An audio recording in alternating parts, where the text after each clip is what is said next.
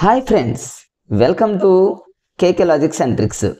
ఇప్పుడు మనం ఇంగ్లీష్ గ్రామర్లో మరొక ఇంపార్టెంట్ అయినటువంటి టాపిక్ రిలేటివ్ క్లాసెస్ గురించి చాలా ఈజీ వేలో ట్రిక్స్ని యూజ్ చేసి వెంటనే ఆన్సర్ పెట్టేటటువంటి లాజిక్స్తో ఈ వీడియోలో చూద్దాం ఫ్రెండ్స్. సో ఫ్రెండ్స్, ఇప్పుడే నా వీడియోని చూస్తున్నటువంటి డిఎస్సి యాస్పిరెంట్స్ ఎవరైతే ఉన్నారో సబ్స్క్రైబ్ చేసుకోండి ఫ్రెండ్స్.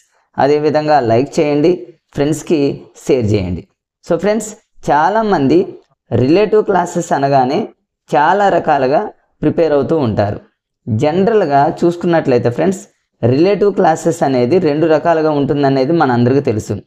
అసలు వాస్తవంగా మనందరికీ తెలిసిన విషయం ఏంటంటే క్లాసెస్ అనేవి చాలా రకాలు ఉంటాయి అనే విషయం మనందరికీ తెలుసు ఫ్రెండ్స్. మెయిన్ క్లాసెస్ అని, అదేవిధంగా సబార్డినేట్ క్లాసెస్ అని, ఇఫ్ క్లాసెస్ అని, అదేవిధంగా ఈ రిలేటివ్ క్లాసెస్ అని. ఈ రిలేటివ్ క్లాసెస్ని ఇంకొక పేరు మన